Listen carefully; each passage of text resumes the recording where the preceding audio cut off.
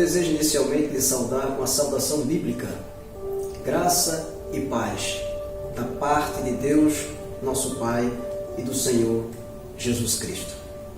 Eu desejo também lhe dizer que este é o canal, o que a Bíblia diz, é um canal da Igreja Evangélica Ministério da Reconciliação. Um canal criado com muito zelo, muito temor, muito respeito por você, muito amor por você, e um canal que tem o objetivo de levar as ovelhas de nosso Senhor e Salvador Jesus Cristo um ensino saudável das Escrituras, uma exposição da palavra, não a interpretação humana, não a lógica humana, mas aquilo que a Bíblia diz. E eu louvo a Deus, porque muitas famílias, muitas vidas, muitos eleitos de Deus têm sido abençoados, homens e mulheres têm sido alcançadas, pessoas têm me relatado que depois que tiveram acesso aos nossos estudos em nosso canal, cresceram muito espiritualmente. E hoje eu queria compartilhar com você sobre um assunto que nos interessa muito, a nós que somos cristãos, a nós que somos escolhidos, eleitos de Deus. Eu desejo lhes falar sobre algo que o Senhor Jesus Cristo busca em cada um de nós. Fruto ou frutos. No livro de João, no capítulo 15, no verso 5, a palavra do Senhor nos diz assim. João 15, 5. Eu sou a videira, vós os ramos. Quem permanece em mim e eu nele, esse dá muito fruto, porque sem mim nada podeis fazer. Então perceba que o interesse maior de nosso Senhor Jesus Cristo é que nós que somos seus filhos, suas ovelhas, possamos dar muitos frutos, muitos frutos, muitos frutos. Agora, a mim me parece que este é um assunto que tem sido muito mal compreendido pelo povo de Deus. Porque ao falar de frutos, as pessoas imaginam que dar frutos para Deus é fazer algum tipo de obra na igreja. Você está de segunda a terça-feira, quanto mais eu estiver nos cultos, quanto mais eu estiver presente, quanto mais eu fizer jejuns, vigílias, obras sacrificiais, eu estarei dando fruto para Deus. Eu queria te mostrar uma coisa muito interessante que o apóstolo Paulo escreve aos crentes de Roma, e ali Paulo nos mostra qual a única maneira de nós produzirmos frutos que verdadeiramente agradem a Deus. No capítulo 7 da Epístola aos Romanos, Paulo vem fazendo ali uma analogia do casamento com a lei, e ouçamos o que Paulo escreve aqui.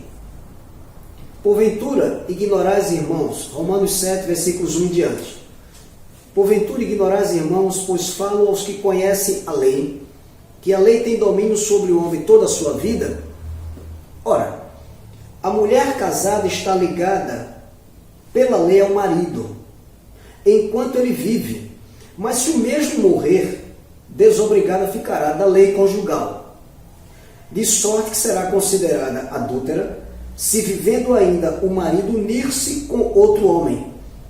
Porém, se morrer o marido, estará livre da lei, isto é, da lei conjugal, e não será adúltera se contrair novas núpcias. No verso 4, Paulo diz, assim, meus irmãos, também vós quem? Cristãos, os eleitos, os convertidos, os nascidos de novo, morrestes relativamente à lei, por meio do corpo de Cristo, para pertencerdes a outro, a saber, aquele que ressuscitou dentre os mortos, a fim de que frutifiquemos para Deus. Eu desejo lhe dizer que aqui é que começa o grande problema da maioria dos cristãos. Paulo diz que devemos estar agarrados a outro Cristo. Mas existe outro Cristo? O Cristo que ressuscitou. A única maneira pela qual um cristão pode dar frutos que agrade a Deus é se ele estiver agarrado ao Cristo que ressuscitou e não ao que morreu. Escrevendo aos crentes de Corinto, Paulo disse, olha, se alguém viu Cristo segundo a carne, conheceu Cristo segundo a carne, já agora não conheça desse modo. Por que Paulo disse isso? Porque Cristo, meu querido e amado irmão, não está mais levando bofetadas no rosto, não está mais no seu ministério terreno, não está mais aqui cumprindo a lei, ele já cumpriu a lei. Então, por falta de conhecimento do que eu estou te mostrando aqui essa noite, o povo deixa de dar fruto. Por quê? Porque eles estão praticando obras que Jesus Cristo já cumpriu, para que nós não pudéssemos mais cumprir. Eles estão agarrados ao Cristo nos dias da sua carne, ao Cristo que foi enviado para morrer pelos nossos pecados. Mas Paulo diz, nós temos que pertencer a outro, a fim de que frutifiquemos para Deus. Ou seja, a única maneira de um cristão dar frutos para Deus é se ele verdadeiramente estiver ligado ao Cristo que ressuscitou e não ao Cristo que morreu, o Cristo que cumpriu a lei. É isso que Paulo está dizendo. E eu queria fazer uma ilustração disso. No livro de Lucas, no capítulo 2, Lucas 2. Lucas capítulo 2, versículo 21, a palavra diz assim: completados 8 dias para ser circuncidado o menino, deram-lhe o nome de Jesus, como lhe chamara o anjo antes de ser concebido. Ora, a circuncisão foi um pacto que Deus fizera com Abraão. Olha o versículo 22. Lucas 2, 22. Passados os dias da purificação dele, segundo a lei de Moisés, levaram-no a Jerusalém. Levaram quem? O menino Jesus, seus pais o levaram para o apresentarem ao Senhor. Aqui era a apresentação de criança. Coisa muito comum na maioria das igrejas hoje em dia. Conforme que está escrito na lei do Senhor, todo primogênito ao Senhor será consagrado. E para oferecer um sacrifício, segundo o que está escrito na referida lei, um par de rolas ou 12 pombinhos. A apresentação de crianças era um costume da lei de Moisés. Nós não estamos debaixo da lei de Moisés. Nós estamos debaixo da graça de Deus. Então não devemos estar fazendo a apresentação de crianças na igreja. Isso é um costume da lei de Moisés. Cristo já cumpriu a lei. O fim da lei é Cristo para a justiça de todo aquele que crê. E por que os seus pais levaram o menino para ser circuncidado? E por que os seus pais levaram o menino Jesus para ser apresentado ao Senhor? Porque a lei dizia isso. Jesus, segundo a carne, ele era judeu. Paulo falou sobre isso em Romanos 9, 5. Cristo estava no cumprimento da lei. Ele era judeu, segundo a carne.